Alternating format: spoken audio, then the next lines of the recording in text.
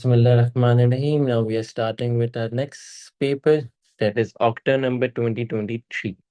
ठीक है, Octa number winter 2023 का पेपर है. Today we are doing P1, that is history. चल हम स्टार्ट करते हैं. Question number 1. According to source से हमें जैसे कि पता है, अब तक तो हमें पता हो जाना चाहिए कि पार्ट ए जो होता है वो होता है सोर्स ए क्वेश्चन 3 मार्क्स का. पार्ट बी होता है source B question, pictorial source होती है, और ये होते हैं 5 मार्क्स के. ठीक है. सोर्स ए पढ़ने का तरीका है, सबसे पहले हम सवाल पढ़ेंगे फिर हम सोर्स देखेंगे. According to source A, the treaty of Sevres had consequences for the Ottoman Empire. Identify 3 of these consequences. 3 consequences बताने. ठीक है, इंसर्ट से हम देखते हैं. Adapted from a Turkish cultural website. ठीक है. The Treaty of Sevres was eventually signed in 1920 after almost 2 years of discussion. The victorious allies wanted to punish the Ottoman Empire for the involvement in the First World War. ठीक है. As a result, land from Ottoman Empire was to be divided between allies. Number 1, which would lead to hardship and refugee issues. Second, restriction limiting the size and scope of Turkish military forces. Number 3, although it was never formally ratified, the Treaty of Sevres provoked feelings of resentment among people living in the Middle East. ठीक है, जो भी ये 3 reasons हो गए हमारे पास. अब हमें क्या करना होता है, हमें सिर्फ इसको कॉपी डाउन करना है, खत्म. ठीक है.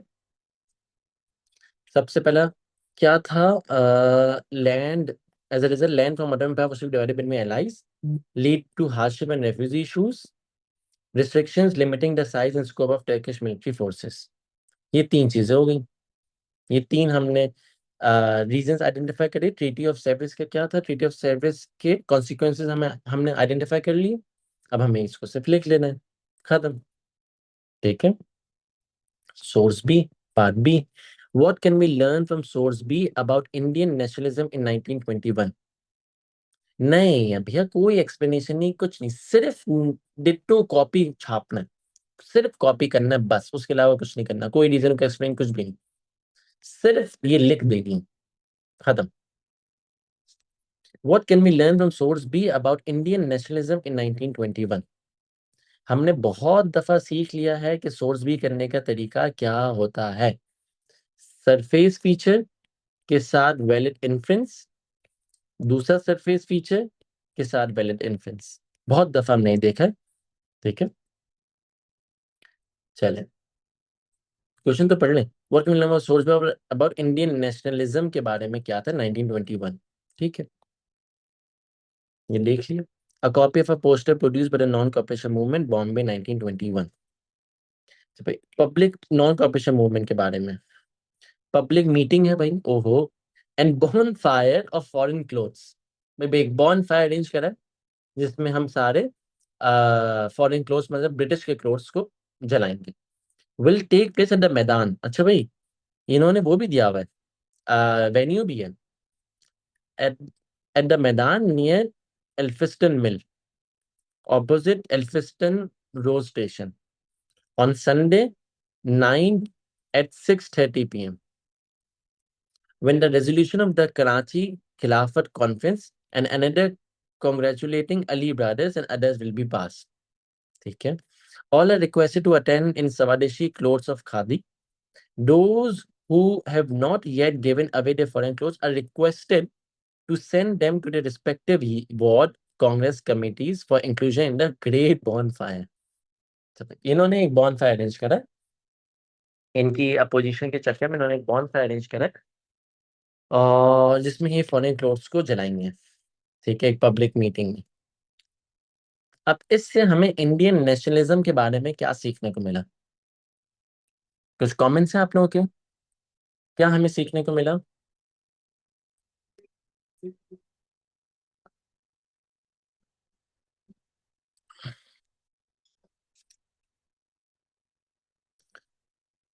एक सिविल डिसोबीडियंस मूवमेंट चल रही है, ठीक है, अपोजिशन करा जा रहा है, एक बॉन फायर का अरेंज किया जा रहा है, दे वर फंडेड बाय ब्रिटिश प्रोडक्ट्स। अच्छा, Indian uniting against British rule, Indians British से नाराज थे। ये सब कहाँ से पता चल रहा है? ये आपको सरफेस फीचर लिखना पड़ेगा। आपको सरफेस फीचर के बाद वैलिड इन्फ्लुएंस लिखनी पड़ेगी कि भाई मैंने इस अल्फाज से देखा, इस चीज से देखा, और मैंने इससे इन्फर करा। ठीक है, चल। I can see the poster of non-cooperation movement by which I can see the poster of non-cooperation movement by which I can infer that the meeting was well coordinated by Indians. I can infer that the meeting was well coordinated by Indians. ये मैंने देखा, ये मेरी थी surface feature, ये मेरी थी valid influence. I can infer that the meeting was well coordinated by Indians. Secondly, I can also see the venue is also mentioned at the poster, by which I can infer this meeting will be attended by a large public. Venue वगैरह भी दिया हुआ है जिससे मुझे पता चल रहा है कि ये मीटिंग एक बड़े स्केल पर की जा रही है, बड़े स्केल पे इंडियंस आएंगे। इतना आसान है, इतना सिंपल है। ठीक है, चले आगे बढ़ते हैं। Explain the impact of the खिलाफत movement on the Muslim community in the years after 1924। खिलाफत मूवमेंट क्या थी? 1919 से शुरू हुई, 1924 में थी। जब उन्होंने देखा कि जब टर्की में ट्रीटी ऑफ सेब्रिस साइन हुई थी,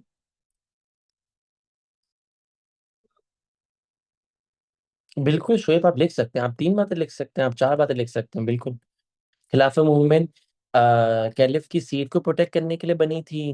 खिलाफत मूवमेंट ऑटोमन एम्पायर को बचाने के लिए बनी थी। खिलाफत मूवमेंट होली प्लेसेस को बचाने के लिए बनी थी।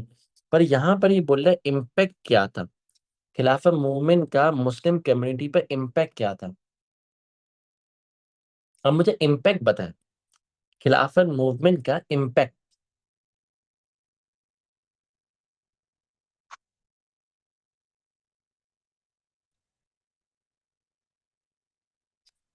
ठीक है, मुस्लिम को पता चला कि मुस्लिम की अपनी पॉलिटिकल पावर है। अच्छा, इनकी अपनी पॉलिटिकल पावर है, इसने यूनाइट कर दिया मुस्लिम्स अगेंस्ट ब्रिटिश ऑपरेशन।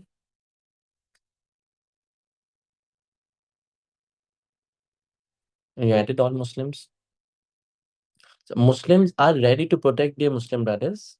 अच्छा, Muslims can protect their rights, ऐसा करके कुछ लिख लेते हैं। Political awareness, sense of believe on themselves. ठीक है, नहीं नहीं नहीं नहीं, हिंदू मुस्लिम यूनिटी के बारे में कुछ कोलैप्स वगैरह के बारे में नहीं लिखेंगे, नहीं। कॉन्फिडेंस आ गया इनके पास, ठीक है, क्योंकि इससे मुस्लिम कम्युनिटी पे बोल रहा है ना, कोई दोस्ती यारी पे नहीं बोल रहा, कुछ यूनिटी पे बात ही नहीं हो रही, कुछ हिंदू मुस्लिम के ऊपर बात नहीं हो रही, इसलिए आप नहीं लिखोगे, इसलिए आप कोशिश करो सिर्फ मुस्लिम्स पर ही रहो। ये देखें, it increase political awareness and confidence among Muslims. The movement showed Muslims that they had the ability to organize large scale protests and challenge British authority, made them realize that they are a powerful force.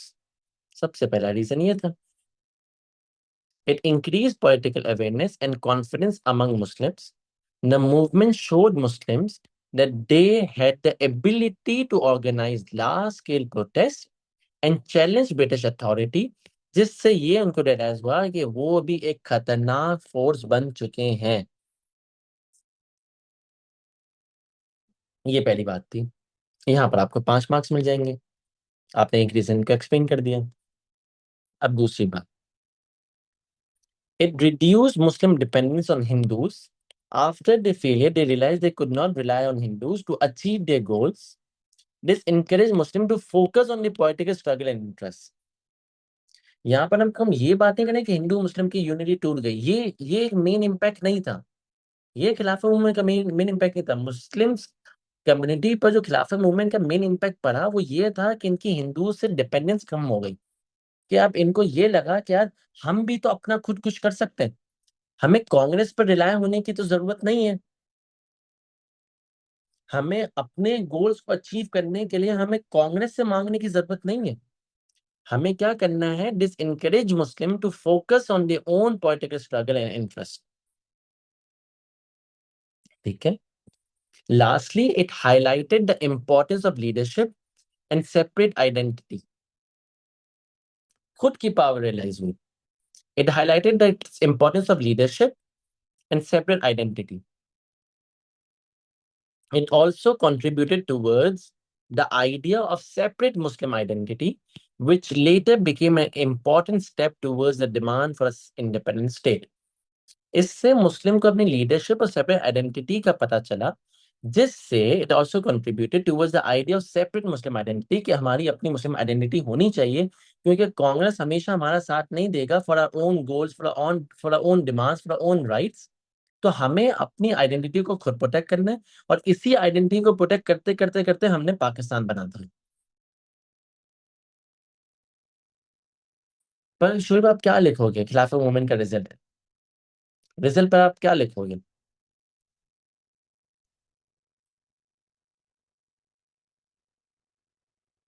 Muslims की power increase नहीं हुई थी, पर Muslims का अपने ऊपर confidence increase हो गया था। इस तरह आप लिख सकते हैं। ठीक है, क्लियर है ये वाला? फ्यूचर प्रोटेस्ट के लिए ठीक है, लिख सकते हैं।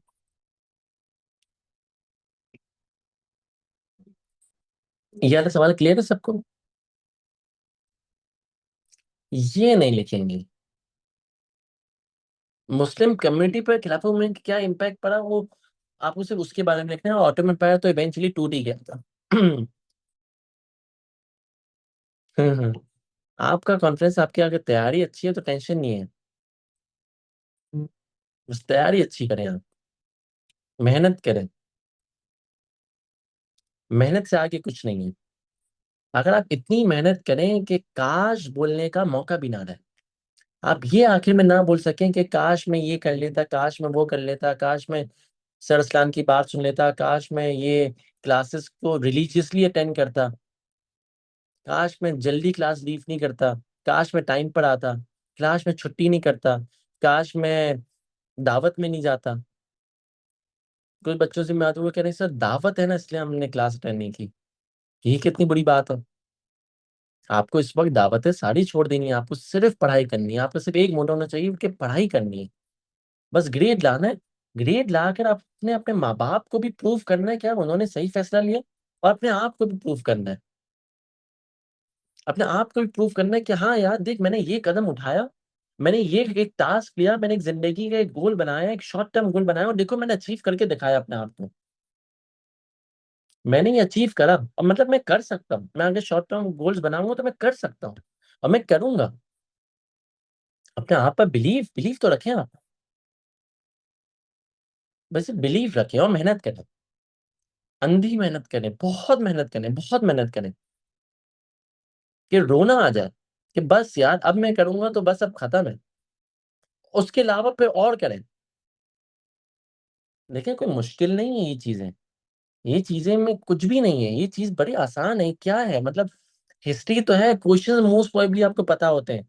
आपको पता है साइमन कमीशन में क्या सवाल आएगा, कांग्रेस रूल पर ये चीज सवाल आता है, आपको सब टाइमलाइन में हमने सब पता है। बस आप करके तो देखें, एक बार तो शुरू करें। करने से होगा, अपने ऊपर सेल्फ बिलीफ रखने से होगा। छोड़ोगे तो खत्म, छोड़ोगे तो खत्म। छोड़ना नहीं, उसको पकड़े रखना है, उसको बोलना है तू है कौन, मैं तुझे अचीव करके दिखाऊंगा, मैं ये स्टार ला के दिखाऊं। ये करने से होगा। ईगो पर लेने से होगा, ये चीज को अपनी ईगो पर लेना, कि यार बस तू देख मैं क्या करता हूँ। ये ईगो पर लोगे ना तो सब चीज आसान है। इंशाल्लाह। इंशाल्लाह। चले।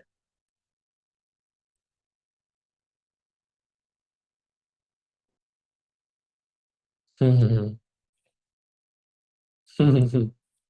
चल चल अब आज, to what extent was the breakdown of Muslim Hindu collaboration the main reason for the Khilafah movement ending? To what extent of the Muslim Hindu collaboration the main reason for the Khilafah movement? Khilafah movement क्यों and हुई थी? खिलाफा movement तीन वजह से and हुई थी। खिलाफा movement तीन वजह से एंड हुई थी। सबसे पहला इसका जो रीजन था वो था हिजरत मूवमेंट। हिजरत मूवमेंट में क्या था कि ये लोग चले गए थे अफगानिस्तान।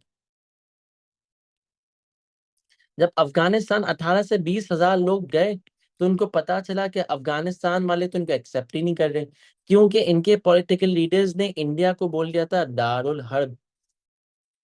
दारुल हर्ब इनके तो पॉलिटिकल लीडर्स ने बोला था, मुस्लिम लीडर्स ने बोला था कि अब आपको वहां पर जाना पड़ेगा, क्योंकि ये तो बहुत ही बुरी जगह हो गई, यहाँ पर आपकी नमाजें कबूल नहीं होंगी, तो ये छोड़कर जाए। तो दारुल हर्ब इनको बना दिया था इंडिया को। तो 18 से 20 हजार लोग जब अफगानिस्तान जाते हैं तो उनको पता चलता है कि यहाँ पर तो इनको एक्सेप्ट नहीं होगा, तो ये अपना सारा सामान वगैरह सब बेच के गए थे। तो ये इकोनॉमिक क्राइसिस में आ गए थे जब ये वापसी आए। और कुछ लोग तो वापसी में ही मर गए थे, मतलब उनका इंतकाल हो गया था। कुछ लोगों का वापसी में इंतकाल हो गया था। और ये इकोनॉमिक क्राइसिस में आ गए क्योंकि इनके पास ना घर था, ना इनके पास बिजनेस था, ना इनके पास कुछ था। बिल्कुल ऐसा ही है। फिर दूसरा रीजन था मोपला रिबेलियन वाला। दूसरा रीजन था चौरी चौरा इंसिडेंट। चौरी चौरा इंसिडेंट। अब ये क्या था, ये जब वहां पर लोग जाते हैं, ये जब वहां पर जब ये सारे लोग जाते हैं, चौरी चौरा में क्या होता है, एक गांव में कुछ एक एक अपराइजिंग शुरू होती है। एक जब अपराइजिंग शुरू होती है तो उसको रोकने के लिए पुलिस वाले आते हैं। और पुलिस वालों के दरमियान और लोकल पब्लिक के दरमियान एक क्लैश हो जाता है। लोकल लोकल्स के दरमियान और पुलिस के दरमियान एक क्लैश हो जाता है। जब वो क्लैश होता है तो लोकल्स एक पुलिस स्टेशन को जला देते हैं। जब ये सारे लोकल जब पुलिस स्टेशन को जला देते हैं, इससे गांधी बोलता है कि ये तो मेरी अहिंसा मूवमेंट के खिलाफ है। मेरी अहिंसा मूवमेंट थी नॉन वायलेंस मूवमेंट, तो ये तो नॉन वायलेंस मूवमेंट के खिलाफ है, तो मैं तो अब इसमें पार्टिसिपेट नहीं करूंगा। गांधी ने अपना सपोर्ट छोड़ दिया। गांधी ने अपना सपोर्ट छोड़ दिया फ्रॉम द खिलाफत मूवमेंट। ये मूवमेंट यहाँ पर आके वीक हो गई, क्योंकि गांधी ने जब खिलाफत मूवमेंट से सपोर्ट छोड़ दिया तो फिर तो आपकी कांग्रेस का हाथ जब आपके सर से निकल गया तो फिर तो आपकी मूवमेंट वीक ही हो गई, क्योंकि आपके पॉलिटिकल लीडर्स भी जेल में थे। और अब यहाँ पर लीडरशिप भी नहीं है, ना कांग्रेस का सपोर्ट है। जो 70% इंडियंस को रिप्रेजेंट कर रही है वो भी आपका साथ दे रही थी, अब उन्होंने साथ छोड़ दिया, तो मूवमेंट तो डामाडोल पर आ गई। तीसरा रीजन जैसे बच्चों ने मुझे बताया, वो क्या था तीसरा रीजन, एबोलिशन ऑफ खिलाफत। और बिल्कुल शोएब, ये बड़ी बात आपने अच्छी बोली कि ये जो मूवमेंट थी वो कांग्रेस की वजह से ये रिलीजियस मूवमेंट से पॉलिटिकल मूवमेंट की तरफ चली गई थी, क्योंकि कांग्रेस कहना शुरू हो गए। कांग्रेस ने ये बोलना शुरू करा कि अब हमें सेल्फ रूल के लिए हम बात करेंगे। वो तो सिर्फ इनका साथ इसलिए दे रहे थे कि वो ब्रिटिश को निकालें, ब्रिटिश के खिलाफ अपोजिशन करें और फिर सेल्फ रूल पर ये लोग अपनी कहानी को ले जाएं। बिल्कुल ऐसा ही है। फिर तीसरी बात क्या थी, एबोलिशन ऑफ खिलाफत। ठीक है, यहाँ पर मुस्तफा कमाल अतातुर्क का काम आ गया। मुस्तफा कमाल अतातुर्क कौन था? ये एक टर्की का बंदा था जो कहता था मैं तो लिबरलाइजेशन लाऊंगा। मैं तो लिबरल्स मूवमेंट शुरू करूंगा। एक रेवोल्यूशन लाया ये सारी पब्लिक को लिबरल्स के पीछे लगा दिया कि भाई हम तो लिबरलाइजेशन लाएंगे, ये वो सारी चीजें करेंगे। और जब ये मूवमेंट शुरू हुई तो इन्होंने ही कैलिफ को रिमूव कर दिया। इन्होंने ही कैलिफ को हटा दिया। और उसने बोला था, हाँ सही कह रहे हो सुहान, इसने बोला था कि डेमोक्रेसी लाएगा, क्योंकि ये खिलाफत को खत्म करना चाहता था, ये जो खिलाफत सिस्टम था इसको खत्म करना चाहता था। और ये कहना और ये चाहता था कि डेमोक्रेसी आए और आपका मुल्क मॉडर्नाइजेशन की तरफ जाए। ये वहां पर मॉडर्नाइजेशन लाना चाह रहा था और उसने कैलिफ को निकाल दिया। जब कैलिफ को निकाल दिया, so there was literally no point of continuing the movement, क्योंकि आप कैलिफ को प्रोटेक्ट करने के लिए तो मूवमेंट शुरू करी थी आपने, पर कैलिफ ही नहीं रहा। अब आप मूवमेंट किसके लिए कर रहे हो? और कैलिफ को निकाला किसने? उसके ही लोगों ने निकाला। वहीं के लोगों ने जब उसको निकाला, उसके ही लोगों ने जब कैलिफ को निकाल दिया, तो फिर आप कैलिफ को प्रोटेक्ट कैसे कर रहे हो? आप कैलिफ को प्रोटेक्ट कर रहे थे अगेंस्ट ब्रिटिश। अब ब्रिटिश छोड़ो, उनके अपने लोगों ने निकाल दिया, फिर क्या फायदा? फिर तो कोई बचा ही नहीं। ठीक है, ये हिजरत मूवमेंट हो गई।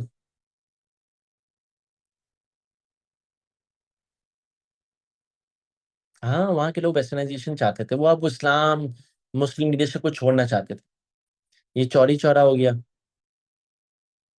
गांधी का सपोर्ट यहाँ पर लूज हुआ था। फिर ये proclamation of Republic in Turkey हो गया, जो मुस्तफा कमाल अतातुर्क वाली कहानी है, मैंने आपको भी सुनाई। ठीक है।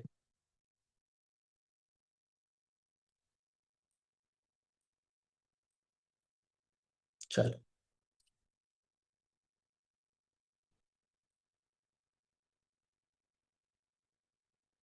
ठीक है।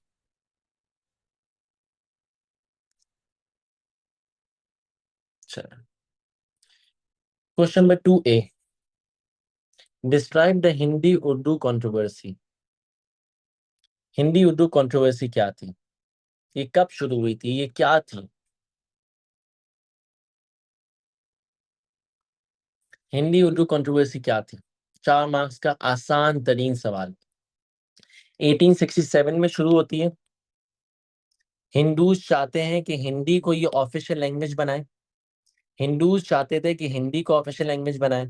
पर मुस्लिम ये देख रहे थे on as an attack on their rights, as they wanted Urdu to be official language. मुसलमान ये देख रहे थे, ये तो इससे तो डिफरेंसेस पैदा हो रहे हैं, क्योंकि कब से पर्शियन ही चलती हुई आ रही है, पे उर्दू है तो उर्दू होनी चाहिए, उर्दू सबकी जबान है तो नहीं। हिंदूज ने कहा नहीं भाई, हिंदी होगी क्योंकि हिंदूज की जबान हिंदी है, और हमारी हमारी लैंग्वेज है हिंदी, तो हिंदी होनी चाहिए। अब यहाँ पर क्लैश शुरू हो गया हिंदी और उर्दू का। मुसलमान चाहते थे उर्दू, हिंदू चाहते थे हिंदी। तो जब हिंदूज ने हिंदी का कहा, तो मुस्लिम ने इसको देखा as an attack on the rights, and this led to the two nation theory. ये 4 पॉइंटर्स लिख कर आ जाए, इजी पीजी। ये थी हिंदी उर्दू कंट्रोवर्सी। फिर क्वेश्चन नंबर 2 का B। Explain the impact of Aurangzeb's domestic policy on the stability of the Mughal empire. Explain the impact of Aurangzeb's domestic policy on the stability of the Mughal empire. Aurangzeb की policies के बारे में आपको लिखना है।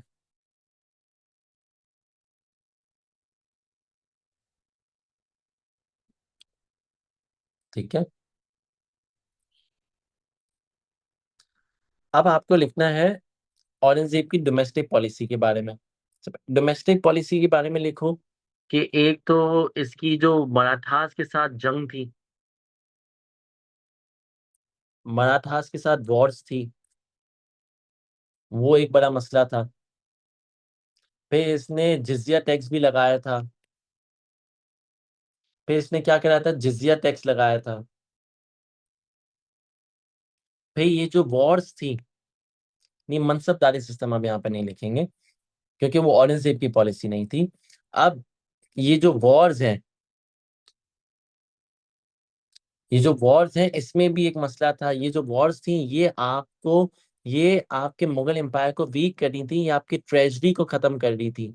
और जिसकी वजह से, वॉर्स की वजह से आप लगा रहे थे टैक्स, आपने टैक्स इंक्रीज कर दिया। और ये जब आपने टैक्स इंक्रीज करा, तो इससे हुआ क्या कि जब टैक्स इंक्रीज हुआ, तो फिर आपकी जो पब्लिक थी वो नाराज हो गई। उसने कहा ये क्या तमाशा लगा रखा है, आप जंग करो और हम आपके वॉर्स के पैसे दें। पब्लिक नाराज हो गई। जिजिया टैक्स से नॉन मुस्लिम नाराज हो गए। मराठास से आपकी आर्मी कमजोर हो गई। औरंगजेब ने अपनी जिंदगी के 20 से ज्यादा साल लड़े और क्या हुआ? कुछ भी नहीं हुआ।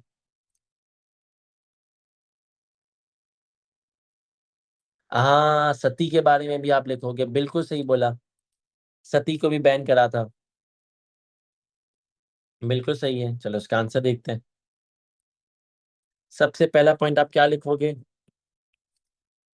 Aurangzeb started Wars against Marathas, आसान से आसान लिखेंगे। Aurangzeb started wars against Marathas. This firstly led to the enmity of Marathas. This meant that Mughals had enemies in the south as well who harmed them in the future. Example, Marathas defeated the Mughal army in 1737 outside Delhi and captured an important town of Malwa. Secondly, the war against Marathas continued for 25 years. This was a great wastage of time, which led to the affairs of the state left unattended. This weakened the administration and thus the empire itself. Thirdly, these wars were very costly. The war against the Marathas also emptied the treasury. The major downfall of the economy led to the downfall of the empire. ये सबसे पहला paragraph हो गया मराठास के साथ Wars. फिर इसने क्या करा, इसने टैक्सेस बढ़ा दी in order to cover up the expenses of the wars. This made them unpopular among his empire as people resented to pay for the useless adventures of Aurangzeb. Therefore, not only Aurangzeb became unpopular, but the Mughal Empire also lost the support of the locals natives. कितना आसान है, कुछ आपको लंबी चौड़ी बातें नहीं लिखनी। सबसे पहले आपने मराठास के साथ वॉर्स के बारे में लिखा, जिसमें आप मराठास के साथ वॉर्स हारे और आपका क्या हुआ, आपकी आर्मी कमजोर हुई। आपकी आर्मी कमजोर हुई और दूसरे मैटर्स अनअटेंडेड रहे। दूसरे मैटर्स को आपने देखा ही नहीं, आप तो मराठास के साथ जंग ही कर रहे थे। फिर आपने क्या करा, जब आपने टैक्स बढ़ाया इस सारे वॉर्स को फंड करने के लिए, तो लोग आपसे नाराज हुए। लोग ने कहा ये आप जंगे करें और हम आपको टैक्स दें और हमारे यहाँ पे फेमाइन आए। तीसरा क्या था, Aurangzeb also intolerant towards other religions. This was Glasney's action of reimposing jizya tax and the destruction of some temples and also the banning of sati.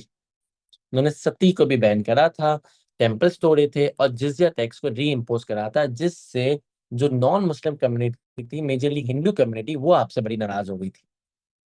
वो आपसे बड़ी नाराज हो गए। This decrease support for the empire and thus weakened it. ये औरंगजेब की policies थी। बिल्कुल शिकानी मुगल एम्पायर के डाउनफॉल का 14 मार्कर आता है और बच्चों का बहुत फेवरेट होता है। ये औरंगजेब की 3 पॉलिसीज हैं। आ सकता है।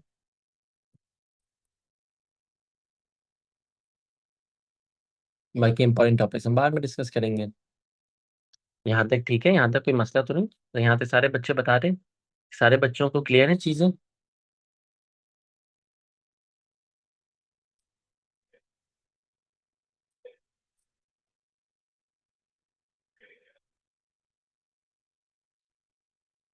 चलो, बेहतर। The main reason the War of Independence ended was because it was not supported by all Indian rulers. तो अब War of Independence के फेलियर के बारे में लिखना है। ये तो हम पहले भी डिस्कस कर चुके हैं, बड़ा आसान है। War of Independence के फेलियर। अस्सलाम वालेकुम रयान।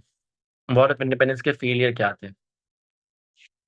वॉर ऑफ इंडिपेंडेंस के फेलियर क्या थे? एक तो ये बिल्कुल सही है कि it was not supported by all Indians. ठीक है, कुछ इंडियंस थे जो ब्रिटिश का साथ देते थे। Some Indians some Indians supported British. दूसरा, Indians were not united. Indians lack leadership और British had modern weapons.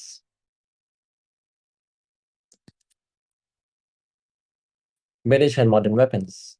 British के पास डिप्लोमेटिक एक्सपर्ट्स थे।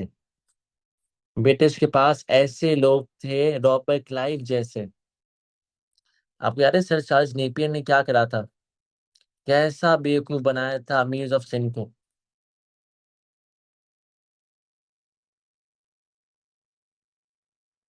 बिल्कुल, वो कैसे लोग थे, कैसे चालाक लोग थे। बहसबाजी नहीं करें चैट में प्लीज। ठीक है। ये वॉर ऑफ इंडिपेंडेंस के फेलियर थे। Internal conflicts against Indian rebellions, बिल्कुल लिख सकते हैं।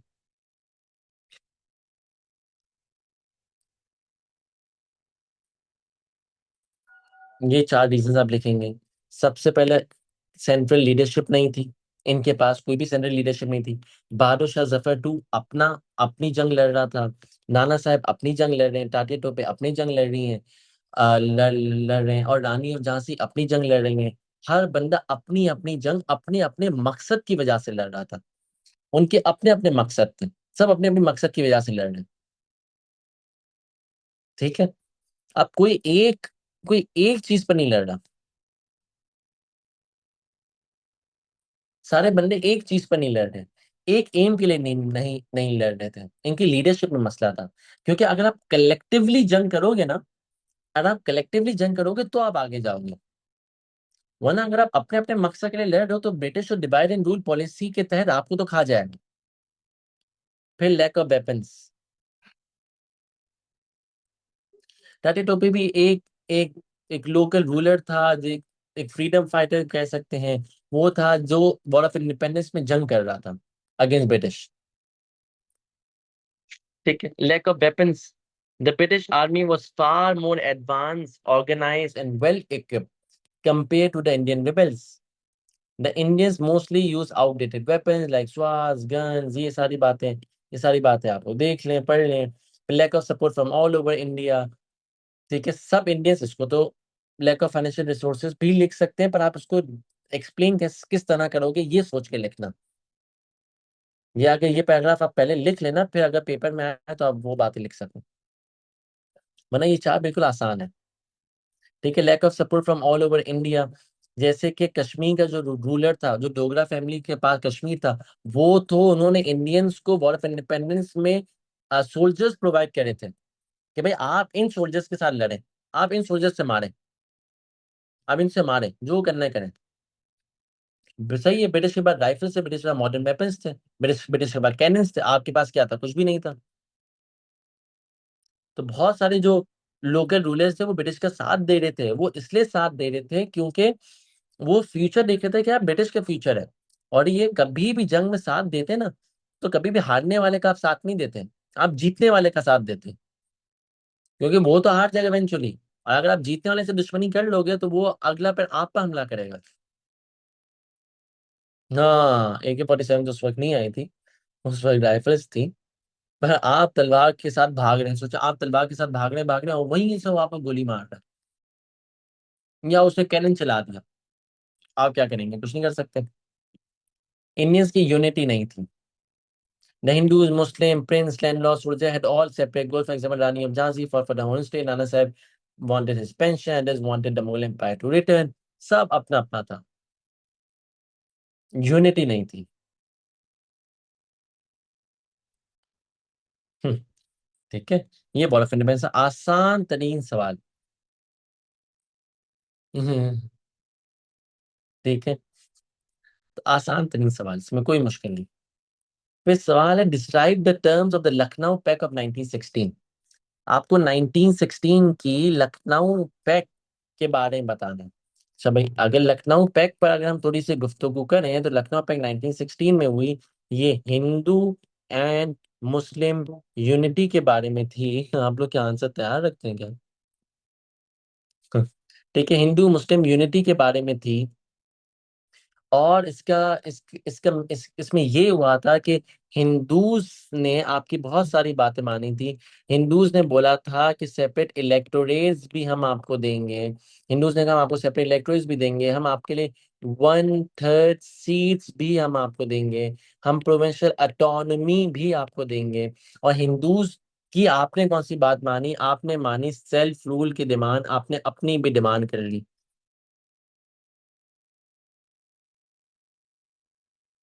ये था लखनऊ पैक्ट के सारे टर्म्स, मैं आपको दिखा देता हूँ।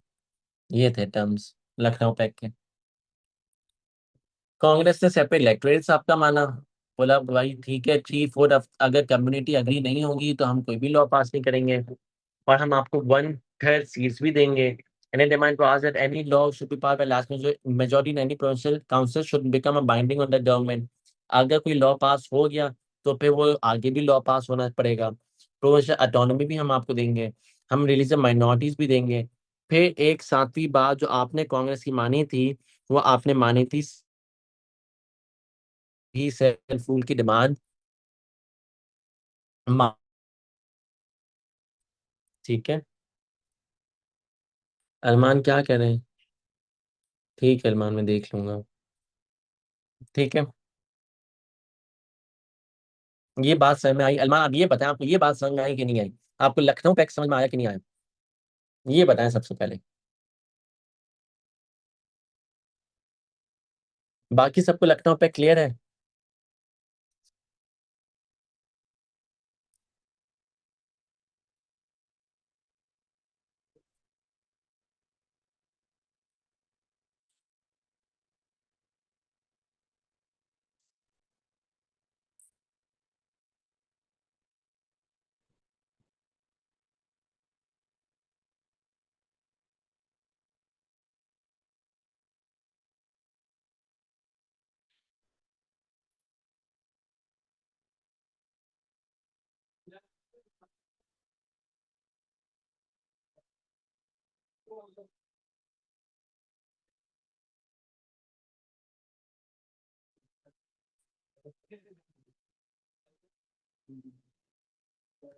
एक स्टार्ट कर रहे हैं। हाँ हाँ, आवाज आ रही है ना मेरी?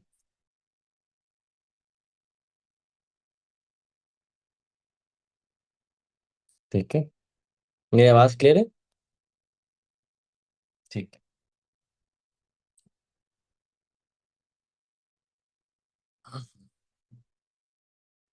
चल। एक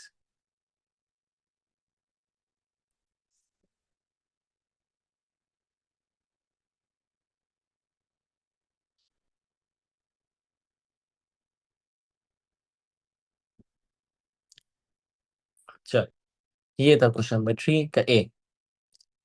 अब देखते हैं।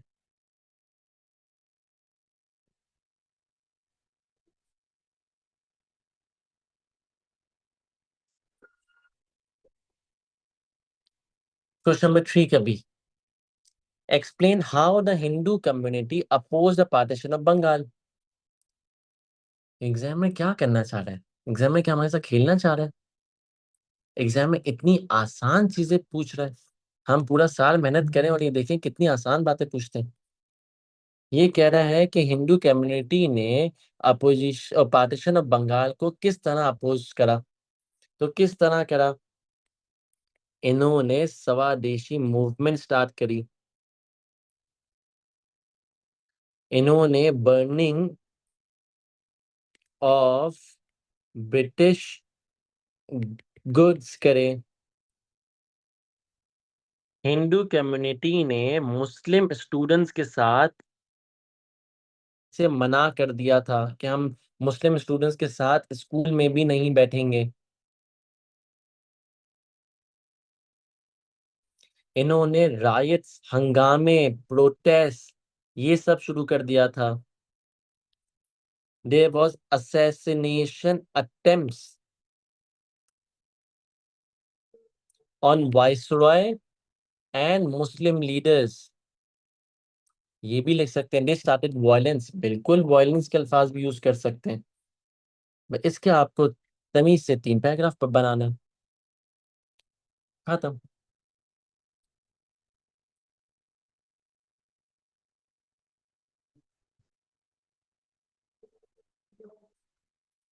ये रहे 3 पैराग्राफ।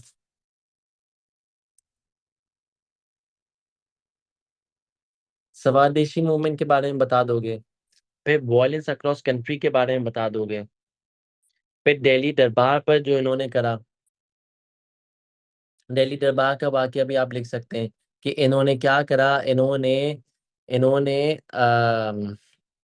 इन्होंने ऐसा प्रोटेस्ट करा कि उसको किंग जॉर्ज फाइव को मारने की धमकी दी थी। किंग जॉर्ज फाइव को बोला था कि भाई आप आओगे तो हम आपको मार देंगे।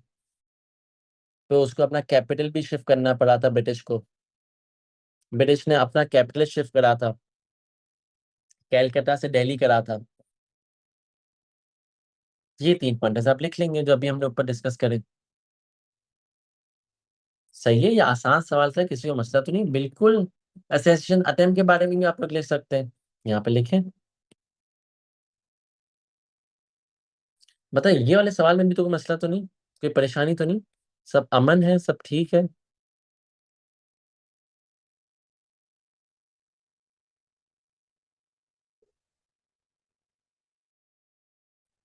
देखिए, दिल्ली दरबार में आप क्या लिख सकते हैं, दिल्ली दरबार में लिखें कि किंग जॉर्ज फाइव जब आ रहा था ना, तो इसको बोला था कि भाई अगर आप आओगे तो हम आपको मारेंगे, अगर आपने ये अटेंड की तो हम आप पर भी असैसिनेट कर देंगे हम आपको।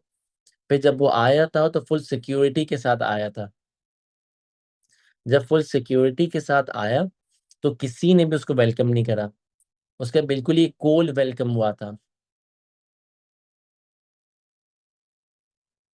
उसका बिल्कुल ही कोल्ड वेलकम हुआ और सबने अपने घरों के आगे काले झंडे लगा दिए as a sign of protest. ये बातें आप लिख सकते हैं, ठीक है। प्रेस कर,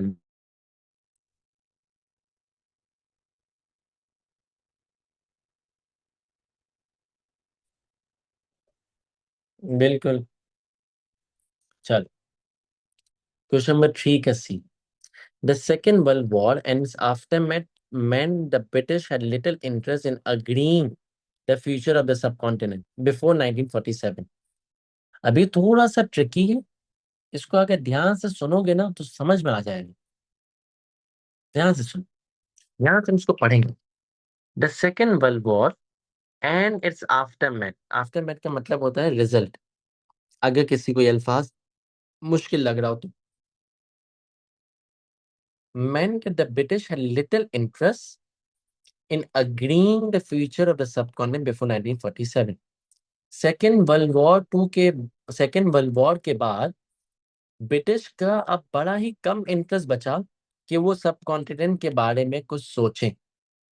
तो क्या उन्होंने सोचा और क्या उन्होंने नहीं सोचा उसके बारे में लिखना है, कि ब्रिटिश बिल्कुल भी इंटरेस्टेड नहीं थे इन अग्रीइंग द सब कॉन्टिनेंट, कि फ्यूचर डिसाइड करें सब कॉन्टिनेंट का, या ब्रिटिश, हाँ नहीं ब्रिटिश तो थे, ब्रिटिश ये चीजें कर रहे थे। तो आपको ये दो पहलू लिखने हैं, इसके दो पॉइंट ऑफ व्यू ये होंगे। सबसे पहले आप लिखेंगे कि ब्रिटिश नहीं, ब्रिटिश इंटरेस्टेड ही नहीं है, ब्रिटिश इंटरेस्टेड ही नहीं है। Sir, do we have to write about why they weren't going to leave India? नहीं नहीं नहीं नहीं नहीं नहीं नहीं, यहाँ पर ये लिखेंगे, ये नहीं लिखेंगे बिल्कुल। अभी हमने देखें बड़ा अच्छा पॉइंट लिखा, British for more focus on Germany less concern for subcontinent, बिल्कुल सही है। और ब्रिटिश ना, ब्रिटिश अब कमजोर हो चुका है, ब्रिटिश ने जब से जंग करी है तो ब्रिटिश अब कमजोर है, ब्रिटिश इंडिया के साथ ज्यादा फड्डे कर भी नहीं सकता, ब्रिटिश के पास रिसोर्सेज नहीं है, क्योंकि ब्रिटिश सारा वक्त वॉर एफर्ट में ही था, सारा ध्यान उसका जंग की तरफ था, क्योंकि उसका प्राइमरी जो प्राइमरी मकसद था, जो प्राइमरी एम था उसका, वो था वर्ल्ड वॉर टू। और इंडिया को तो वो यूज कर रहा था for the troops and for resources. तो इंडिया का फ्यूचर डिसाइड करने में उसको क्या इंटरेस्ट होगा, उसको तो अभी सिर्फ जंग करनी थी। ब्रिटिश के पास टाइम ही नहीं था कि ब्रिटिश कोई कॉन्स्टिट्यूशन बनाए, कोई सबकॉन्टिनेंट का फ्यूचर डिसाइड करे, ये सारे काम करे, ब्रिटिश का तो ये ध्यान ही नहीं था। सबसे पहला पहलू, सबसे पहला व्यू आप इस बारे में बताओगे कि ब्रिटेन पूरा फोकस था जंग की तरफ, ब्रिटिश का को यूज कर रहा था for their troops and resources. British जो था वो अब कॉन्स्टिट्यूशन रिफॉर्म्स की तरफ, ये लेजिस्लेटिव की तरफ, ये सब की तरफ ब्रिटिश का ध्यान कम था। ब्रिटिश इंडिया का फ्यूचर नहीं डिसाइड करना चाहता था अभी, क्योंकि ब्रिटिश इकोनॉमिकली अब कमजोर हो चुका था आफ्टर द वर्ल्ड वॉर, और ब्रिटिश अब कर्जे में आ चुका था, ब्रिटिश अब कर्जे में है वर्ल्ड वॉर के बाद से। ब्रिटिश के पास इतनी रिसोर्सेज ही नहीं है कि ब्रिटिश इतने कॉम्प्लेक्स पॉलिटिकल नेगोशिएशन करे इंडिया में। फिर डिले कर, उसने कहा पहले जंग से फारूक हूँ, पहले मैं अपने पाँव पर दोबारा से खड़ा हूँ, पहले मैं अपने आप को दोबारा से रीबिल्ड करूँ, फिर मैं हम कुछ इंडिया के बारे में सोचेंगे, छोड़ना है नहीं छोड़ना वो अलग बात है, पर इंडिया के बारे में हम बाद में सोचेंगे, अभी नहीं। पहले मैं अपनी इकोनॉमी को दोबारा से रिवाइव करूं।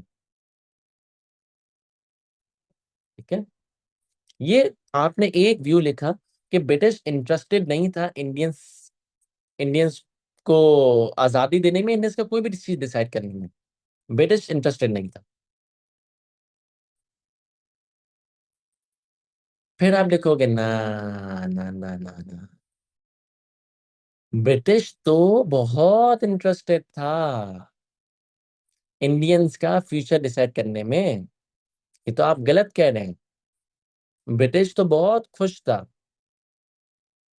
आप लिखेंगे क्रिप्स मिशन के बारे में कि क्या क्रिप्स मिशन 1942 में नहीं हुआ था? क्या वो क्रिप्स मिशन में वो बात नहीं हुई थी कि हम आपको डोमिनियन स्टेटस दे देंगे, हम आपकी कॉन्स्टिट्यूशन असेंबली बनाएंगे, पर आफ्टर द वॉर आप हमारा जंग में साथ दो, हम आपके लिए सब करेंगे, हम सेल्फ रूल की बात करेंगे, इंशाल्लाह हम आपको देंगे, पर आफ्टर द वॉर हम आपको डोमिनियन स्टेटस भी देंगे। क्या ये बातें नहीं हुई थी? हुई थी, बिल्कुल हुई थी। ये लिखेंगे आप क्रिप्स मिशन में कि नहीं नहीं, ये तो फ्यूचर डिसाइड करने पर थे। फिर लिखोगे शिमला कॉन्फ्रेंस के बारे में। बुला के इन्होंने कॉन्फ्रेंस नहीं शुरू करी? क्या उन्होंने नहीं बोला था कि हम इंडिया का फ्यूचर डिसाइड करेंगे? इंडिया का हमें फ्यूचर डिसाइड करना है शिमला कॉन्फ्रेंस के तहत।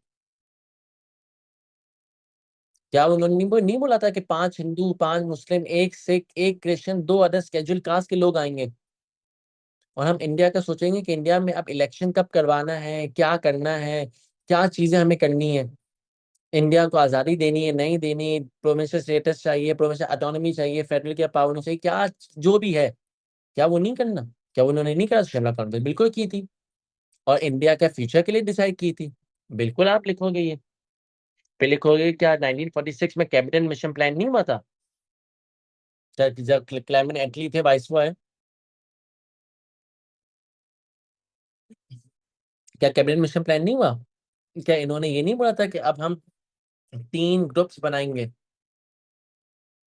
क्या ये बात नहीं हुई थी कि group A, group B, group C बनाया जाएगा? Group A will be Muslim majority area, group B will be Hindu majority area, group C will be Bengal and Assam. क्या ये इंडिया के फ्यूचर डिसाइड नहीं करते? इन्होंने बोला था कि हम तो देखते हैं, हम तो यहाँ से चले जाएंगे, हमारा तो बहुत मुश्किल हो रहा है यहाँ पर रहना सहना। तो इसके बारे में लिख सकते हैं हम।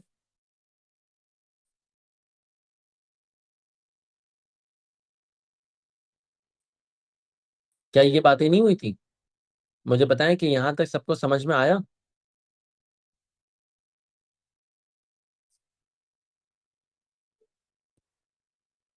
लेकिन सवाल क्या है? सवाल मैं आप लोगों को एक दफा दोबारा दिखाता हूँ।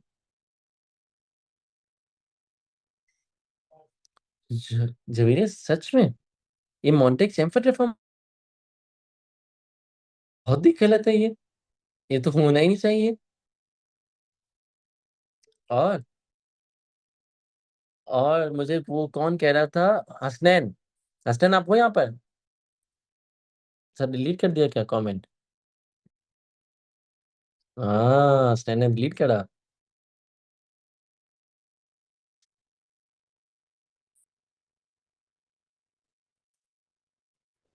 डिलीट करा ना तो हसनैन। देखो मैं वही आपको समझाने के लिए आपको ऊपर क्वेश्चन दिखा रहा हूँ। The second world war and it's after met meant that the British had later interest in agreeing the future of someone before 1947। तो 1947 से पहले के इवेंट्स लिखोगे तो आप इसके अंदर ये लिख सकते हो कैबिनेट मिशन प्लान। ठीक है। और ये second world war and it's after meant that the British had later interest। ठीक है। चलो कोई मसला नहीं, कोई मसला नहीं, मुझे तो ये आपको समझाना था। बिल्कुल रेहान समझ गया। तो बस आफ्टर मैथ के बारे में लिखना है, रिजल्ट्स के बारे में लिखना है। ठीक है। तो आप इसमें ये क्रिप्स मिशन के कैबिनेट मिशन प्लान के बारे में लिखेंगे। क्या इन्होंने 3 ग्रुप्स बना के इन्होंने नहीं करा था कि 3 ग्रुप्स बनाएंगे, group A will be Hindu majority Muslim majority area, group B will be Hindu majority area, group C will be Bengal और असम। ये भी तो सारी बातें हुई थी। ये आप लोग लिखोगे। इन्होंने बोला था कि 10 साल तक इस चीज को चलाओ, 10 साल तक इसको रन करो, और 10 साल के बाद अगर कुछ हो तो फिर आप लोग बाद में सोच लेना, पर अभी नहीं। नहीं रयान, ये नहीं लिखेंगे आप। ठीक है, चलो अब आ जाओ क्वेश्चन नंबर 4 पर।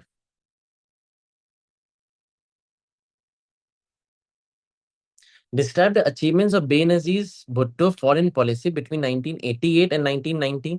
बेनजीर के फॉरेन पॉलिसी के बारे में लिखना है इसमें आपको, और पार्ट बी भी एक साथ पढ़ लें। Explain the benefits to Pakistan of being a member of the United Nation. Pakistan जब यूनाइटेड नेशन का मेंबर बना तो पाकिस्तान को क्या फायदे हुए। ठीक है, ये वो बाद में लिखेंगे। ठीक है, पार्ट बी। अभी हम पार्ट ए को डिस्कस करेंगे, आपको क्वेश्चन पढ़ा ली के ऊपर हम नहीं जाएंगे। चलिए, decide achievement of Benazir Bhutto foreign policy. Benazir Bhutto की फॉरेन पॉलिसी के बारे में लिखना है आपको। बेनजीर की फॉरेन पॉलिसी लिख लें। क्या है बेनजीर ने क्या 1988 में चौथी साख कॉन्फ्रेंस, फॉरेन पॉलिसी जन्नत नहीं, बदर में बदर टू नहीं, ये तो आपकी वो तो वो था ना, आपके स्पेस एयर स्पेस प्रोग्राम था। इसमें आपको सिर्फ लिखना है जी अयान अहमद शेख, मैंने देख लिया। साख कॉन्फ्रेंस, चौथी साख कॉन्फ्रेंस रीजॉइन नहीं बेटा, कॉन्फ्रेंस करवाई थी, होस्ट करी थी पाकिस्तान ने 1988 में। और राजीव गांधी के साथ आपने 3 पीस अग्रीमेंट साइन करे थे। आपने राजीव गांधी के साथ 3 पीस अग्रीमेंट साइन किए थे। फिर कॉमनवेल्थ को आपने रीजॉइन करा था। और बेनजीर भुट्टो चाइना गई थी और अच्छे रिलेशन करके आई थी।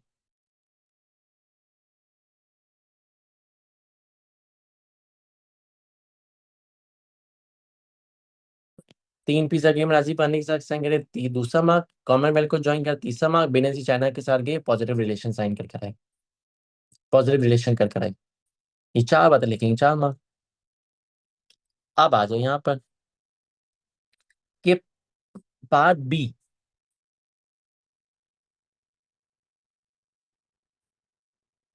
पार्ट बी क्या कह रहा था, ऊपर क्वेश्चन क्या था कि पाकिस्तान को क्या बेनिफिट्स कुछ हुआ, पाकिस्तान को क्या कुछ बेनिफिट हुआ यूएस को सपोर्ट करने में। सबसे पहला, ओ सॉरी सॉरी सॉरी, मैंने गलत बोला। सवाल था कि पाकिस्तान को क्या बेनिफिट हुआ यूएन ज्वाइन करने में। ठीक है, पाकिस्तान को क्या कोई बेनिफिट हुआ था कि पाकिस्तान ने जब जो यूएन ज्वाइन की। तो सबसे पहला, पाकिस्तान को international receive international support on की इशूज। जैसे कि हाँ सही, बिल्कुल सही बोला एहसन सुहान ने, कनाल वाटर डिस्प्यूट के बारे में। आपका कनाल वाटर डिस्प्यूट जो था और कश्मीर इशू पर आपको ग्लोबल अटेंशन मिली। आपको कश्मीर इशू और कनाल वाटर डिस्प्यूट के ऊपर आपको ग्लोबल अटेंशन मिली,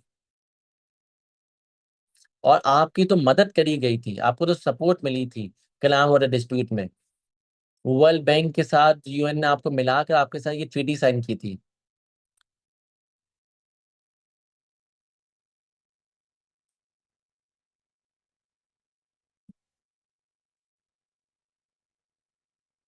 ठीक है, फिर दूसरा point, gain economic and development support. आयान बहुत आप वो कर रहे हैं, बहुत सारे मैसेज कर रहे हैं, तो प्लीज नहीं करें, और प्लीज ये लड़ाई नहीं करें, फजूल की बातें नहीं करें, बस खामोशी से पढ़ें, और कोई कमेंट कर भी रहा है तो आप सुन लें,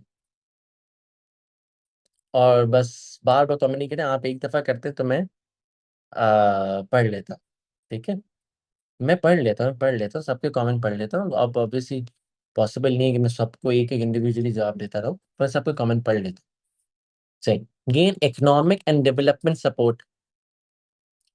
गवर्नमेंट, जो आपको लोन्स भी मिले थे वर्ल्ड बैंक से, आपको पता है, आपको वर्ल्ड बैंक से लोन मिले। आपको यूएन में जब आप गए ना तो आपको रिकग्निशन मिली, तो आपको वर्ल्ड बैंक से लोन मिले, और आपको इंटरनेशनल ऑर्गेनाइजेशन से एड भी मिली, आपको फॉरेन कंट्रीज से एड मिली, जिससे आपको एजुकेशन, हेल्थ केयर और डेवलपमेंट प्रोजेक्ट्स पर एड मिली, और जिससे आपने ये काम करे। कोई मसला नहीं है यार, कोई मसला नहीं। एजुकेशन, हेल्थ केयर और डेवलपमेंट प्रोजेक्ट्स मिले।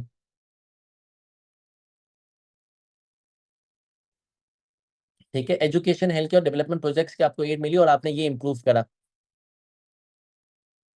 पर अब वो अफगानिस्तान वाली बात है, आप नहीं करोगे क्योंकि अभी आपने यूएन ज्वाइन करी, तो आप सिर्फ यूएन ज्वाइन करने के फायदे लिखोगे। पे क्या तीसरा पैराग्राफ क्या लिखोगे? पाकिस्तान को एक प्लेटफॉर्म मिला कि पाकिस्तान ग्लोबल डिसीजंस में भी हिस्सा ले सके, और पाकिस्तान एक सारे मुस्लिम रियासत की, मतलब सारे मुस्लिम कंट्रीज की एक आवाज बन सके। बिल्कुल अभी है, ऐसा पॉइंट आप लिख सकती हैं।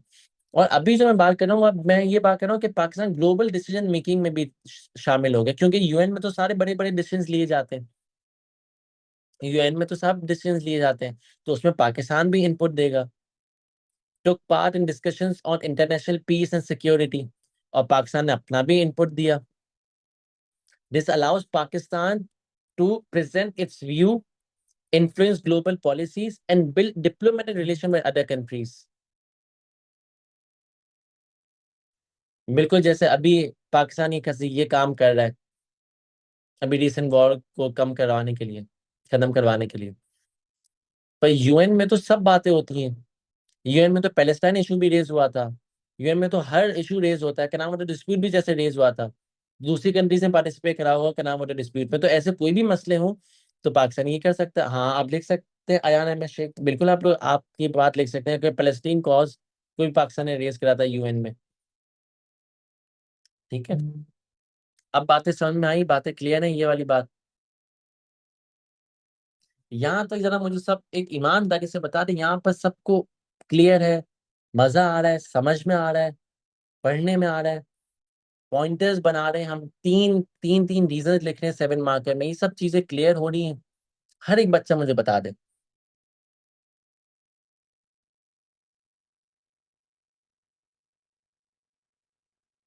हमारा मेन मकसद है हम आंसर स्ट्रक्चर देखें, हम पॉइंटर्स सीखें, हम पॉइंटर्स किस तरह बना रहे हैं, हम वो सारी चीजें सीखें। ठीक है, किस तरीके से हम 7 मार्कर को टैकल कर रहे हैं। कितना आसान, देखो आप ना बस दिमाग पर जोर ज्यादा हावी नहीं करना, आपको आसानी से चीजें लेकर चलोगे ना, आपको खुद आंसर्स आपके अंदर से निकलेंगे। ठीक है, अब आ जाए क्वेश्चन नंबर 4 का सी। नहीं, ये मैं शिकायत नहीं, शायद मैंने ये नहीं कर पाया था। To what extent were economic factors the main cause of increase tension between east and west Pakistan? चल भाई, ईस्ट और वेस्ट पाकिस्तान के सेपरेशन पर सवाल आ गया, 14 मार्कर। हमने लास्ट क्लास में समर 2024 में हमने इसका 7 मार्कर देखा था। हमने इसका 7 मार्कर देखा था, आज इसने ये पार्ट सी में दे दिया कि ईस्ट और वेस्ट पाकिस्तान की सेपरेशन के बारे में। और इस बार भी चांसेस हैं कि मई जून 2026 में ये आ सकता है, ये सवाल। ठीक है, ईस्ट और वेस्ट पाकिस्तान की सेपरेशन का क्या इकोनॉमिक फैक्टर मेन था? अच्छा भाई, देख लेते हैं, बहुत सारे फैक्टर्स थे। कल भी हमने 3 फैक्टर डिस्कस किए थे, ये 5 फैक्टर्स थे, आप 5 फैक्टर्स लिख सकते हैं। इकोनॉमिक फैक्टर था, रिप्रेजेंटेशन आर्मी और गवर्नमेंट था, 1970 का इलेक्शन था, बोला जैकलोन था, शेख मुजीब के 6 पॉइंट्स थे। इकोनॉमिक फैक्टर में कल बहुत डीपली डिस्कस किया था उन्होंने पिछली क्लास में, समर 2024 के पास पेपर में, तो अभी हम जरा इसको कम देखेंगे कि ईस्ट पाकिस्तान में सारा पैसा लगता, सारा पैसा ईस्ट पाकिस्तान कमाता था पर लगता था। बोला साइक्लोन उमर फारूक, मैं आपको समझाऊंगा, रुके। अच्छा, तो मैं आपको ये कहना चाह रहा था, ऑपरेशन सर्च लाइट नहीं पता, मैं बताता हूँ। था, बिल्कुल था। अच्छा, आप पूछ रहे हो तो था, बिल्कुल था। अच्छा, और इकोनॉमिक प्रॉब्लम क्या था कि सारा जो पैसा कमाता था वो ईस्ट पाकिस्तान कमाता था, पर जो लगता था वो वेस्ट पाकिस्तान में लगता था। ये भी ईस्ट पाकिस्तान की शिकायत थी, जो फॉरेन एड आती थी वो भी ईस्ट पाकिस्तान, वो भी वेस्ट पाकिस्तान में लगती थी। तो ये भी लिखेंगे, हाँ। जो ईस्ट नहीं, east was the, east east कौन था, ईस्ट सबसे लार्जेस्ट प्रोड्यूसर था जूट का, पर सारी एक्सपोर्ट होती थी वेस्ट से। एक्सपोर्ट टोटल पूरी कंट्री का वेस्ट करता था, एक्सपोर्ट करता था 30% और इम्पोर्ट करता था 70%। खर्चा ज्यादा कर रहा है। ठीक है, खर्चा एक्सपोर्टर नहीं सप्लायर लेते हैं, एक्सपोर्टर नहीं सप्लायर लेते हैं हसन, क्योंकि एक्सपोर्ट आपका वेस्ट से होता था। सारी इंडस्ट्रीज वेस्ट में, कैपिटल भी वेस्ट में, और इस्लामाबाद आपने बनाया था, आप सारे ईस्ट के पैसों से। बंगाली बड़े इस पर गुस्सा थे। ये सारी बातें लिखोगे। सारी 22 फैमिली जो अयूब खान के दौर में थी वो भी वेस्ट से। फिर रिप्रेजेंटेशन आर्मी और गवर्नमेंट में तो आपका तो बिल्कुल भी रोल नहीं था। ईस्ट ईस्ट पाकिस्तान को तो बिल्कुल भी रोल नहीं था आर्मी और गवर्नमेंट में। वो तो बिल्कुल ही लिटिल रोल था। सारी 85% जो आर्मी थी वो NWFP और पंजाब से अब हायर करते थे। जो ईस्ट पाकिस्तान को एक सेंस ऑफ डिप्रिवेशन का शिकार हो रहे थे ये लोग। जी उमर, मैं करता हूँ। वेस्ट पाकिस्तान की हायर इनकम थी ईस्ट पाकिस्तान से, बिल्कुल इस टाइम बिल्कुल ये पॉइंट सही है। या ये आप इकोनॉमी में लिखोगे, इकोनॉमिक प्रॉब्लम में लिखोगे। बिल्कुल है यार, ये भी सही है कि जब डिकेड ऑफ डेवलपमेंट की अयूब खान ने जब सेलिब्रेशन की थी तो पैसा जाया हुआ था, और सारा ये पैसा जाया हुआ। और ईस्ट पाकिस्तान में फैमान आ रहा है, ईस्ट पाकिस्तान में फूड शॉर्टेज हो रही है, ईस्ट पाकिस्तान में जब आपका फ्लड आ रहा है तो उसके लिए आप कुछ कर नहीं रहे हो, आप बोल रहे हो पैसे नहीं है। बड़ा जुल्म हुआ था ईस्ट पाकिस्तान के साथ। फिर शेख मुजीब के 6 पॉइंट्स। अब शेख मुजीब को भी आप कसूरवार ठहराओगे कि भाई इसकी वजह से भी हुआ, क्योंकि यही बुरी बातें कर रहा था, यही अजीब और गरीब बातें कर रहा था। ये पॉइंट लिख सकते हैं, अभी यहाँ पर ऊपर लिखेंगे इकोनॉमिक प्रॉब्लम में लिखेंगे। शेख मुजीब के 6 पॉइंट्स क्या थे? शेख मुजीब बंगाली नेशनलिज्म को प्रमोट कर रहा था, अवामी लीग। अब बंगालियों बंगालियों की इतनी हक में बोली थी कि अब वो वेस्ट पाकिस्तान के अगेंस्ट बातें कर रही थी। अब वेस्ट पाकिस्तान से आप दूर होने वाली कर रहे थे। शेख मुजीब की बातों से ही लग रहा था शेख मुजीब दूर होने की बात कर रहा है, क्योंकि 1966 में जब शेख मुजीब ने 6 पॉइंट्स निकाले तो शेख मुजीब ने क्या बात करी कि अपनी अपनी करेंसी होगी, सब प्रोविंस अपनी अपनी पावर अपने टैक्स खुद कलेक्ट करेंगे, पे own paramilitary forces, direct elected government होनी चाहिए, ओन ट्रेड एग्रीमेंट्स होंगे। ये बेसिकली इनको इंडिया से ट्रेड करना था। फेडरल गवर्नमेंट सिर्फ डिफेंस और फॉरेन अफेयर्स संभालेगी, बाकी सब चीजें तो प्रोविंसेस ही संभालेगी। इन शॉर्ट, शेख मुजीब चाह रहे थे सेपरेशन। शेख मुजीब हमसे अलग होना चाह रहे थे।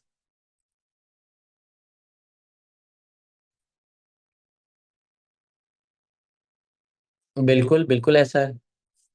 फिर आगे बढ़े 1970 के इलेक्शन। 1970 के इलेक्शन में टोटल सीट्स थी पाकिस्तान की 300, नेशनल असेंबली में 300 सीट थी, वेस्ट पाकिस्तान की 138 थी, ईस्ट पाकिस्तान की 162 थी।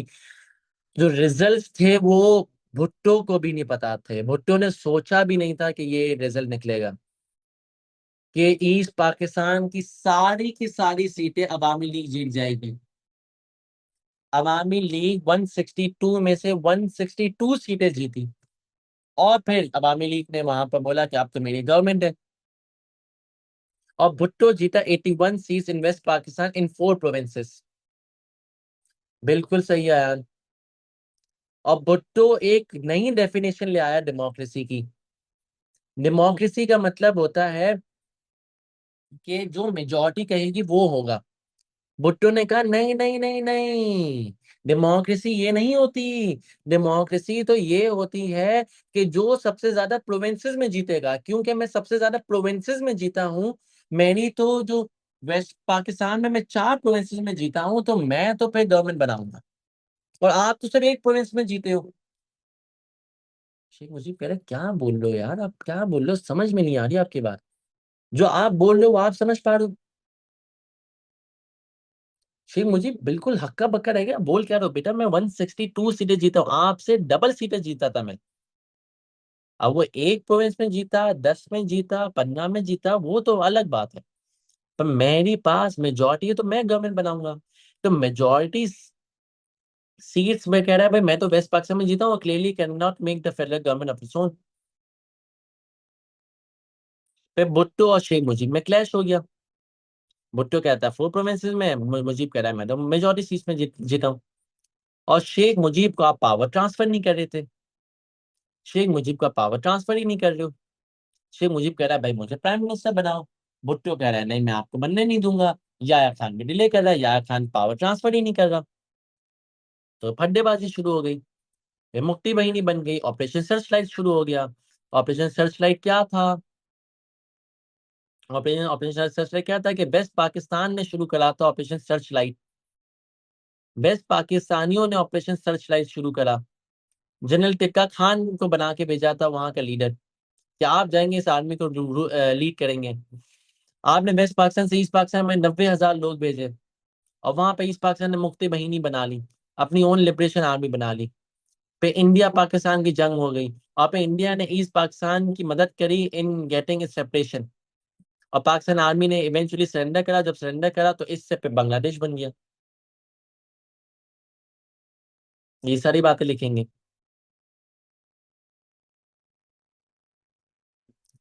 फिर लिखेंगे बोला साइक्लोन। बोला साइक्लोन क्या है, जिसको समझना था वो ध्यान से सुने। 1970 में भोला साइक्लोन हुआ। अब भोला साइक्लोन में क्या हुआ कि 3 लाख से 5 लाख लोग मारे गए इस फ्लड में। बहुत बड़ा फ्लड आया था, बहुत खतरनाक फ्लड आया था। याया खान ने तो कुछ करा ही नहीं। याया खान की गवर्नमेंट की तरफ सारी आंखें थी इस पाकिस्तानियों की कि ये क्या करता है, आज हमारी मदद करता है कि नहीं करता। और याया खान ने दिखा दिया कि नहीं, वेस्ट पाकिस्तान के बंदे मदद नहीं करेंगे। इनकी निग्लिजेंस की वजह से, इनएफिशिएंसी की वजह से, और slow to provide relief services की वजह से वहां पर बड़ी परेशानियां हुई। पूरे के पूरे फसल जल गए, पूरी फसल तबाह हो गई। लोग कितने मिलियंस ऑफ लोग होमलेस हो गए, घर तबाह हो गए, हर चीज तबाह हो गई। और इंडिया आपका थोड़ा थोड़ा करके साथ दे रहा था, बिल्कुल।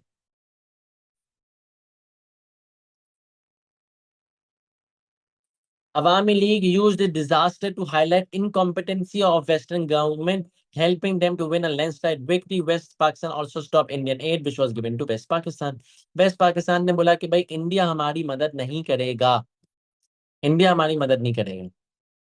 ईस्ट पाकिस्तान ने बोला कि हम तुम्हारी मदद करेंगे। तो ईस्ट पाकिस्तान ने बोला मदद करो तो सही, जब इंडिया मदद करता है उसको आप रोक रहे हो, और आप भी फिर मदद नहीं कर रहे, तो बड़े नाराज हो रहे थे। अब क्लियर है ईस्ट और वेस्ट पाकिस्तान का सेपरेशन। यहाँ तो कोई मुश्किल परेशानी तो नहीं, सब समझ में आ रहा है। सब क्वेश्चन नंबर 5 पे बढ़े फिर।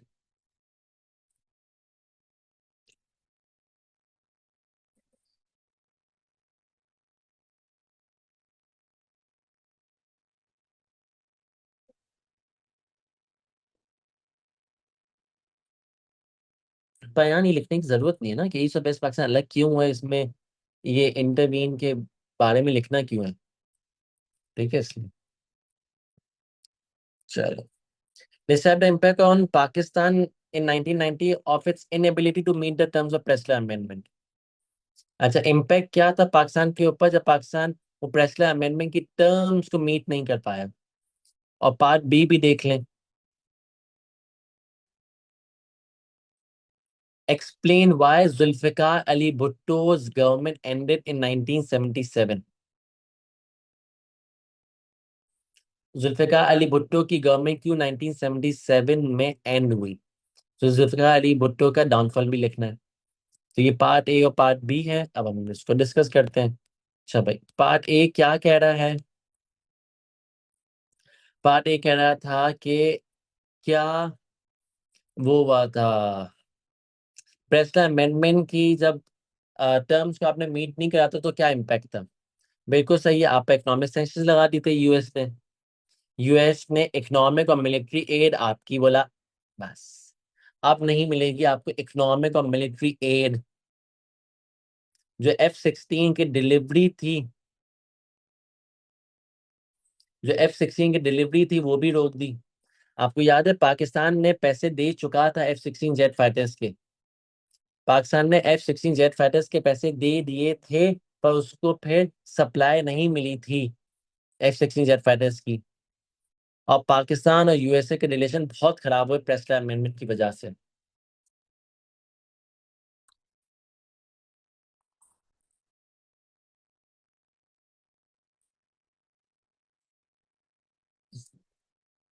भुट्टो का डाउनफॉल।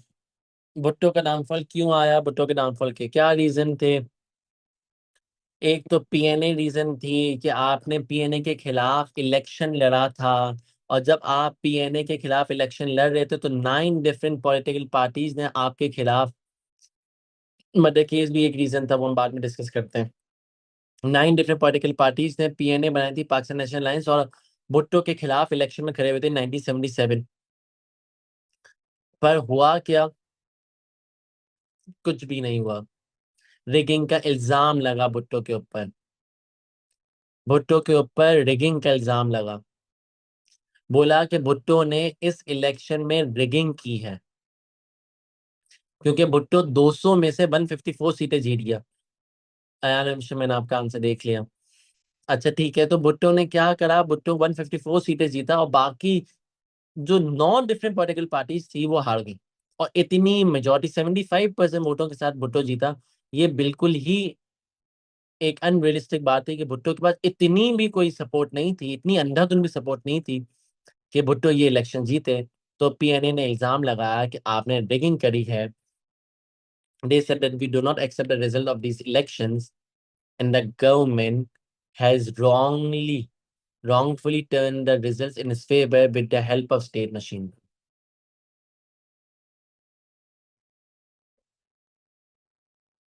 ये सबसे पहला रीजन था।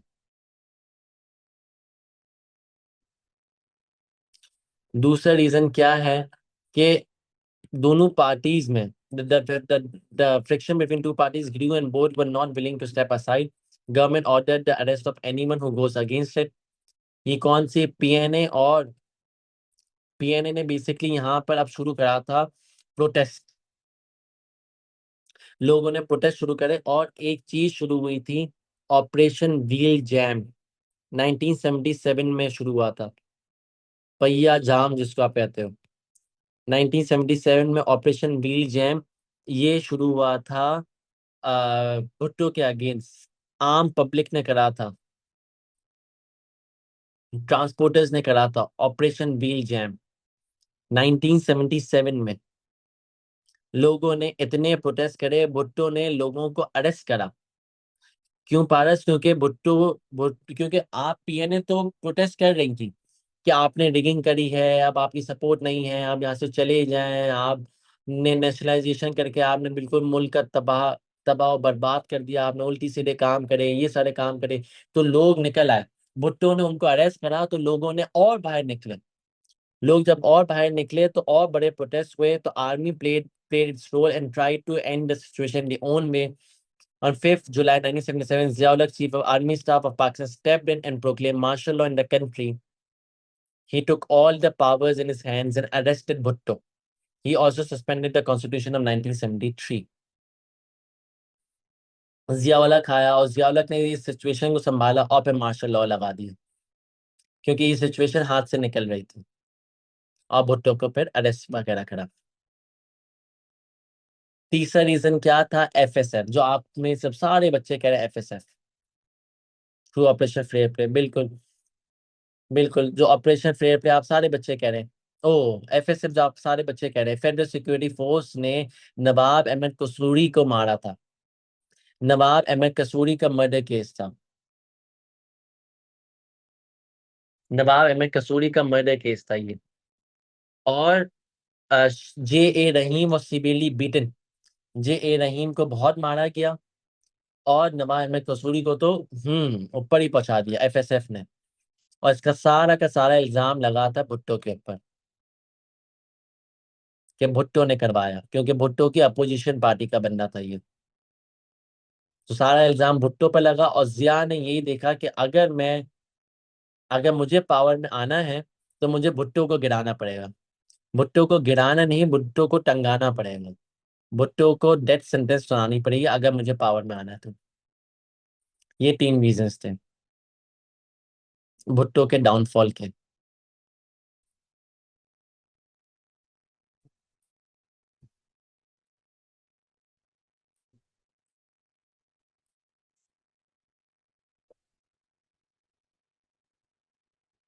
ऑब्वियसली 1977 में तो भुट्टो गिरा। भुट्टो पावर में 1977 से गिरा ना। और फिर जियाउल्लाह की 1977 में गवर्नमेंट शुरू हुई थी। तो ऑब्वियसली टाइम में 1977 की ही होगी। अच्छा, पार्ट सी। नहीं भाई नहीं जन्नत, ये आपके पास गलत इन्फॉर्मेशन है। मर्डर केस तो पहले गया था। इस वक्त तो भुट्टो ऊपर जा चुका है जब आप बता रही हैं डेट। भुट्टो की डेथ सेंटेंस हो चुकी है जब आप डेट बता रहे ठीक है। Pakistan has successfully implemented new, ये भी थोड़ा सा ट्रिकी सवाल है, बस को तमीज से आंसर करना है। अगर तमीज से आंसर नहीं करोगे तो भटक जाओगे, उसको ध्यान से समझना है। Pakistan has successfully implemented new constitution bye 1973। 1973 में पाकिस्तान ने सबसे अपना बेहतरीन कॉन्स्टिट्यूशन लगाया था। How far do you agree with this statement? तो इसकी माँ की स्कीम क्या बनेगी? चलिए पहले आप लोग एक ट्राई करें, इसकी माँ की स्कीम क्या बनेगी? इस चीज की माँ की स्कीम क्या बनेगी?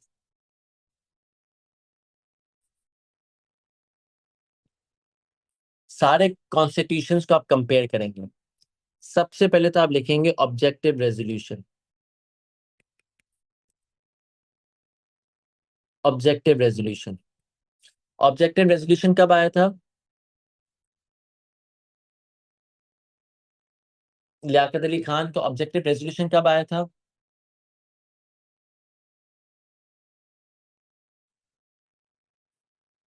1949। ये लिखेंगे, ऑब्जेक्टिव रेजोल्यूशन 1949 लिखेंगे। फिर आप लिखेंगे 1956 का सिकंदर मिर्जा का कॉन्स्टिट्यूशन।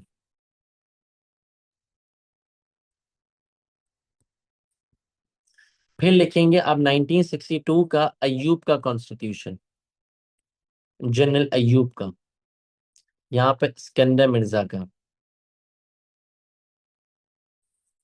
फिर आप लिखेंगे 1973 का भुट्टो का कॉन्स्टिट्यूशन, जुल्फिकार अली भुट्टो का कॉन्स्टिट्यूशन। ये चार पैराग्राफ आप बनाएंगे। ऑब्जेक्टिव रेजोल्यूशन लिखेंगे, ये भी लिख सकते हैं भैया। भाई चार पैराग्राफ आपके बन गए ना, तो मोर देन इनफ है। 1956 का कॉन्स्टिट्यूशन लिखेंगे सिकंदर मिर्जा का, 62 का लिखेंगे अयूब का, 73 का लिखेंगे भुट्टो का। सबके सक्सेस और सबके फेलियर बताएंगे। और सबसे बेहतरीन वो 1973 था, क्योंकि वो अब तक चल रहा है और वो किसी ने भी खत्म नहीं करा। इस उसमें अमेंडमेंट्स आ रही हैं, पर अब तक 1973 का कॉन्स्टिट्यूशन ही चल रहा है।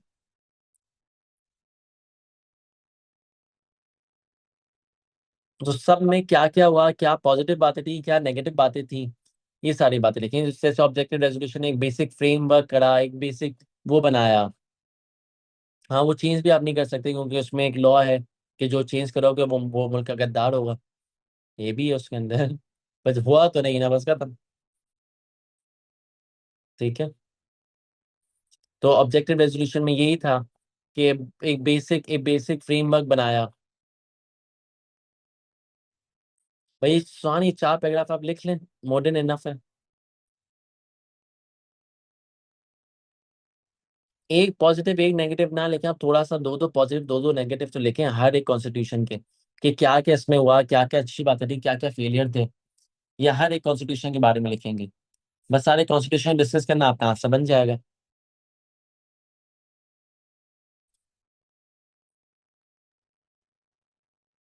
ये था हमारा paper of October November 2023 P1 history.